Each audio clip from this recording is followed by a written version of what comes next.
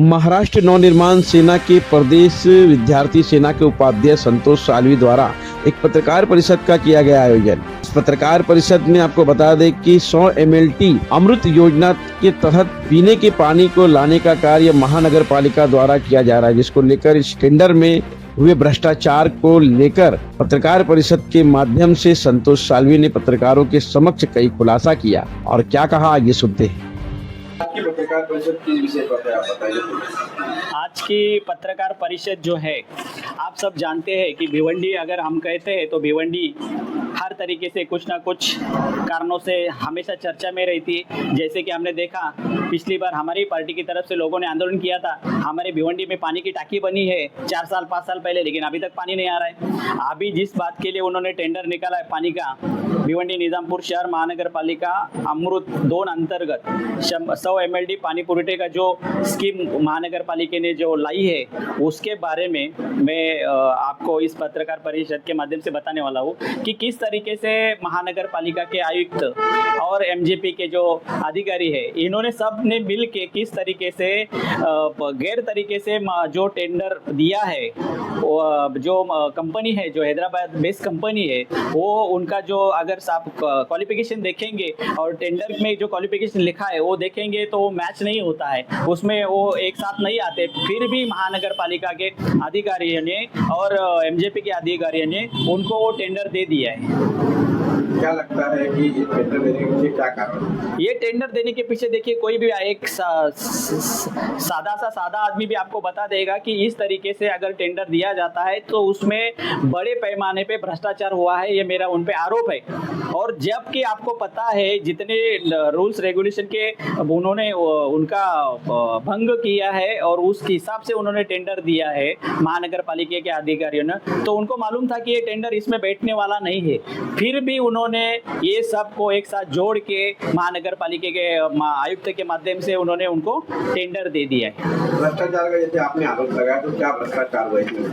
देखिए, इसमें भ्रष्टाचार हुआ है कि जो MJP इसकी जो PMC है, उसने जो तांत्रिक मान्यता होती है, वो जब मान्यता देते हैं तो कुछ टर्म्स कंडीशन डाली जाती है उसमें कि जब वो फिल होगा उसके बाद टेंडर अपलोड होता है, लेकिन वैसे नहीं करते हुए इन्होंने जो MJP ने जो टर्म्स कंडीशन दी थी उसका भी इन्होंने फिल नहीं किया है। दूसरी बात है, जो वेंसर कंस्ट्रक्शन कंपनी है जिसने ये टेंडर लेते समय जो उन्होंने कागजात इसके साथ में जोड़ दिए हैं कि हमने इसके पहले भाई नाला सोपारा में काम किया है, पुणे में काम किया है या दिल्ली में काम किया है, उसके जो डॉक्यूमेंट्स जोड़े हैं और टेंडर में जो उसका क्राइटेरिया है वो मैच नहीं होता है। उसमें 3 या 4 पॉइंट ऐसे हैं कि वहाँ पे मैच नहीं होते, फिर भी महानगर पालिका ने उन्हीं को टेंडर दे दिया है। दूसरी इसमें सबसे बड़ी बात है कि महानगर पालिका का और कंपनी का जो वर्क एग्रीमेंट होता है उसके ऊपर 25 लाख रुपया स्टैंप ड्यूटी है, लेकिन वो कंपनी ने आज तक 15 महीना हुआ एक रुपया भी देखिए भरा नहीं है। तीसरी बात है, इन्होंने जो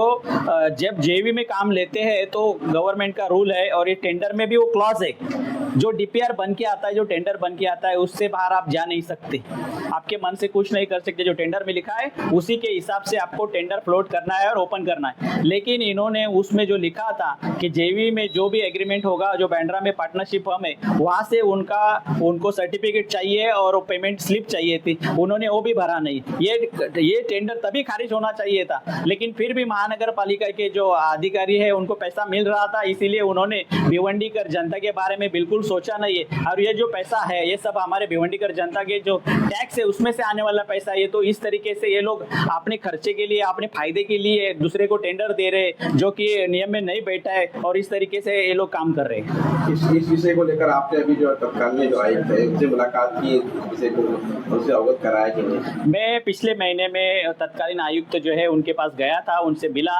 उनको मैंने कॉपी दी, उनसे बात की। उन्होंने मुझे बताया कि मैं ये टेंडर रद्द नहीं कर सकता हूँ, मैं अधिकारियों पे कार्रवाई नहीं कर सकता हूँ, आप कोर्ट में जाइए। तो मेरा उनको यही कहना है कि अगर आप IAS ऑफिसर है, आप यहाँ पे आए हैं, इस चेयर पे बैठे हैं, महानगर पालिका में बैठे हैं, अगर आप आपके नीचे हुए भ्रष्टाचार के खिलाफ जांच कमेटी नहीं बिठा सकते, उसके ऊपर कार्रवाई नहीं कर सकते, तो आप क्यों कुर्सी पे बैठे? जिस तरह से देखा जाए आप भ्रष्टाचार का तो आरोप लगाए गए, तो कहीं ना कहीं थोड़ा आपको भी खड़ा होता है कि देखा जाए योजना में शहर में 2-3 साल हो गए के लाकर ये पूरा मामला भ्रष्टाचार का आप अभी क्यों उजागर कर रहे हैं? मुझे जब ये पता चला, पिछले 5 महीने से मैं इसके ऊपर स्टडी कर रहा था। जब मैंने एक एक पेपर खंगालना शुरू किया, तब मुझे एक एक बात पता चली, और ये मैं जनवरी से फॉलोअप कर रहा हूँ। इसके लिए मैंने जो एमजेपी के मेंबर सेक्रेटरी है उनको भी लेटर लिखा है एमजेपी के ऊपर कार्रवाई करने के लिए, और यूडी के जो सेक्रेटरी है उनको भी लेटर लिखा है कि महानगर पालिका के जो अधिकारी है उनके ऊपर कार्रवाई हो, लेकिन उनके तरफ से जो जिस तरीके से कार्रवाई होनी चाहिए हो नहीं रही। इसीलिए मैंने आज ये आपके माध्यम से प्रेस कॉन्फरन्स ली आहे। अगर जे पण लोकप्रतिनिधी काम करतात किंवा जे योजना आणतात, पाठपुरावा करतात, मनसे म्हणून आम्ही त्यांचं स्वागतच करतो। आमचा कुठल्याही प्रकारचे त्यांच्या कामाला विरोध नाही।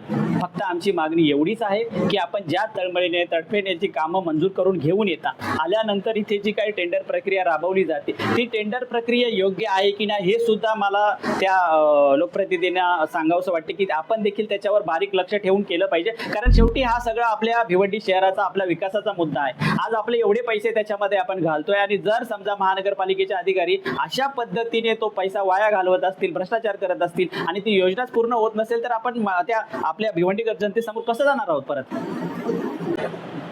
या सगळ्या प्रकरणावर आयुक्तांनी जर येत्या 15 दिवसात कारवाई केली नाही आणि चौकशी समिती नेमून संबंधितावर कारवाई सुरू केली नाही, तर 15 दिवसाचा आम्ही अल्टिमेट देतोय। 15 दिवसात जर याच्यावर कारवाई नाही झाली तर मनसे आपल्या पद्धतीने आंदोलन करेल आणि त्याला मग आयुक्त जबाबदार राहतील।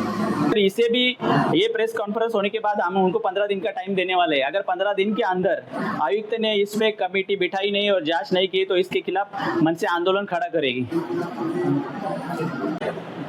या सगळ्या प्रकरणावर आयुक्तांनी जर येत्या 15 दिवसात कारवाई केली नाही आणि चौकशी समिती नेमून संबंधितावर कारवाई सुरू केली नाही, तर 15 दिवसाचा आम्ही अल्टिमेट देतोय। 15 दिवसात जर याच्यावर कारवाई नाही झाली तर मनसे आपल्या पद्धतीने आंदोलन करेल आणि त्याला मग आयुक्त जबाबदार राहतील।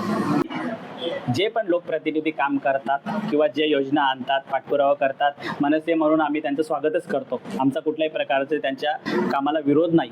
फक्त आमची मागणी एवढीच आहे की आपण ज्या तळमळीने तडफेण्याची कामं मंजूर करून घेऊन येता आल्यानंतर इथे जी काही टेंडर प्रक्रिया राबवली जाते ती टेंडर प्रक्रिया योग्य आहे की नाही हे सुद्धा मला त्या लोकप्रतिनिधींना सांगावंसं वाटते की आपण देखील त्याच्यावर बारीक लक्ष ठेवून केलं पाहिजे, कारण शेवटी हा सगळा आपल्या भिवंडी शहराचा आपल्या विकासाचा मुद्दा आहे। आज आपले एवढे पैसे त्याच्यामध्ये आपण घालतोय, आणि जर समजा महानगरपालिकेचे अधिकारी अशा पद्धतीने तो पैसा वाया घालवत असतील, भ्रष्टाचार करत असतील आणि ती योजनाच पूर्ण होत नसेल, तर आपण त्या आपल्या भिवंडीकर जनतेसमोर कसं जाणार आहोत परत?